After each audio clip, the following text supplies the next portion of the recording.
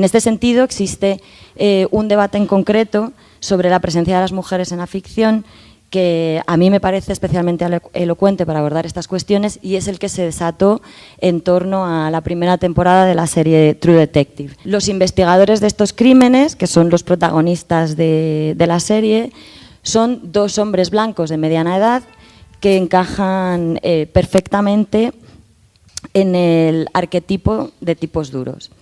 En realidad, digamos, son dos arquetipos distintos de tipos duros, que es lo que yo creo que intenta hacer el creador, Nick Picciolato, en esta serie, ¿no? Uno de ellos, que es Rustin Cole, el que interpretaba a Matthew McConaughey, es el clásico llanero solitario, que es un tipo desabrido, distante, relativamente pendenciero, con un secreto traumático en su oscuro pasado que justifica todo el comportamiento anterior. Y como suele venir aparejado en estos casos, pues también es récord mundial de arrogancia. En mi lectura, vamos, es, digamos, el arquetipo de antihéroe, que yo creo que ha generado, de hecho, un montón de perversiones en nuestro imaginario históricamente. El otro tipo de tipo duro es un clásico también, paterfamilias, adúltero, autoritario y de doble moral, que es el interpretado por Woody Harrelson, de nombre Marty Hart en la serie. Y eso son, digamos, es un tipo que empieza definiéndose a sí mismo al principio de la serie como era un tipo normal con una polla muy grande. Sí, pues podéis imaginar el personaje, porque también es otro clásico histórico de la ficción, ¿no? Este sería como el héroe bélico clásico. Entonces tenemos a los dos, el héroe clásico y el antihéroe que se contrapone a ese, que se ha contrapuesto a ese héroe en las ficciones ya contemporáneas. Siendo así, o sea, siendo estos dos los protagonistas de la serie, yo creo que, digamos que ya todos podéis imaginaros cuáles son el tipo de mujeres que los rodean, el tipo de mujeres que aparecen en esta serie, que son básicamente, o sea, para ahorrarme descripciones, mujeres que los sufren. Mujeres que sufren su egolatría y su narcisismo.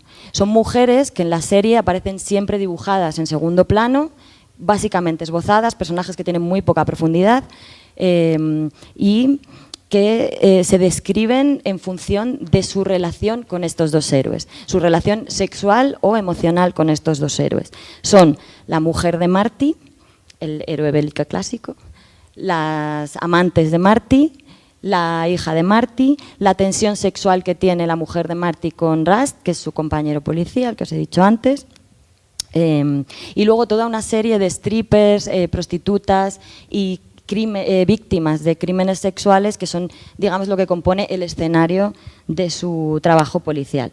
La crítica de televisión del New Yorker, Emily Nussbaum, que si yo no me equivoco es, digamos, como la que abrió el debate sobre la posible misoginia o no de la mirada de Picciolato en la serie, las definía básicamente como culos. Decía que solo hay que fijarse en los títulos de crédito, que son esto que está pasando por detrás de mí mientras hablo, para darse cuenta de que esta es una historia de perfiles duros masculinos y culos femeninos.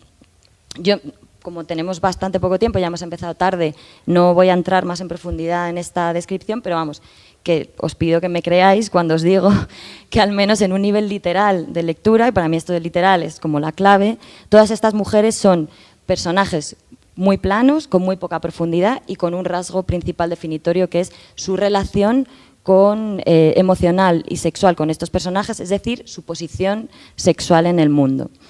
Por tanto, a todas luces, ¿no? O sea, después de esta descripción deberíamos darle la razón a Emily Nussbaum y a todas las personas que hicieron críticas o que, digamos, que hablaron de la misoginia que arrojaba esta primera temporada de True Detective. Y sin embargo, a pesar de todo lo que os acabo de describir, para mí True Detective es una serie enormemente feminista. Tal como yo lo leo, mi mirada feminista, mi lectura feminista sobre esta serie, creo que es un relato que encierra una gran potencia de reflexión feminista. Y lo es precisamente porque es una historia que va de masculinidades normativas. Es una historia que indaga en la configuración de estas masculinidades y en la que, independientemente de cómo estén dibujadas, lo que se enseña son mujeres que han dejado de tener tiempo y paciencia para sentarse a escuchar las baladas y las autojustificaciones que se cuenta a sí misma esta masculinidad normativa. Y recurrentemente aparecen mujeres, aunque sea brevemente, aunque sea desdibujadas o bocetadas, aunque sea en un segundo plano, aunque sean culos, que lo que hacen es poner en cuestión las autojustificaciones de estos dos hombres. Es decir, que dejan de ser su espejo, sino que les rompen el reflejo.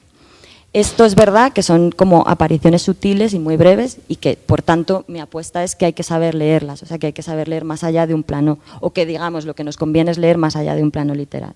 Nos damos cuenta, por ejemplo, de que en True Detective todas las tramas argumentales y narrativas quedan abiertas y que lo único que llega a cristalizar en algo parecido a una conclusión, porque es verdad que es una serie de final muy abierto, es el arco narrativo que dibuja la deconstrucción de los dos modelos de masculinidad que suponen los héroes.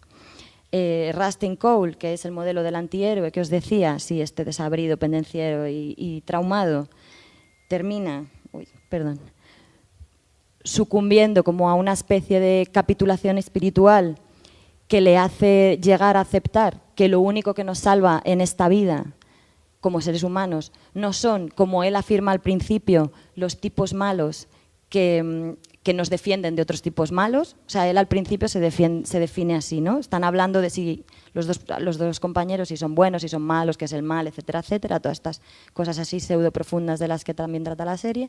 Y entonces él afirma que ellos son tipos malos que nos defienden de otros tipos malos, ¿no? Como la necesidad de esos tipos malos. Y entonces este termina, digamos, como capitulando y afirmando que lo único que nos salva no es eso, sino el amor, con letras mayúsculas. La última escena es, desde luego, o sea, las últimas escenas son muy lacrimógenas en este sentido. La frase que este personaje elige para contarle a su compañero, perdonad, lo que le ha pasado es, en esa capitulación espiritual o en ese renacer, es: podía sentir cómo se disipaban mis definiciones, ¿no? O sea, como las definiciones identitarias con las que él ha funcionado durante toda la serie se le van al traste. Acelero mucho y os cuento que el tipo Marty, que es el tipo normal con la polla muy grande, también termina en una cama de hospital. Toma, que me distrae. En una cama de hospital, sollozando a moco tendido delante de su mujer y sus hijas y absolutamente rendido. Esto lo dice el propio Pizzolato, que en una entrevista que le preguntan, bueno, sobre la deconstrucción de X cosas narrativas en la serie, dice: si hay algo que se termina deconstruyendo en la serie es precisamente los modelos de virilidad, dice él, bélicos, que es como los llama, que representan Marty y hija. Bueno, en resumen, o sea, que era un poco cerrar, lo que yo entiendo es que si atendemos no exclusivamente a cómo son y cómo aparecen los personajes femeninos de esta ficción, sino a qué función cumple en la narrativa esa forma de ser, en qué discurso se inscriben estos elementos narrativos, vemos que lo que hacen todos esos culos y esos cuerpos erotizados es dibujar el mapa específico del contexto patriarcal en los que se han construido los personajes de Rust y Marty.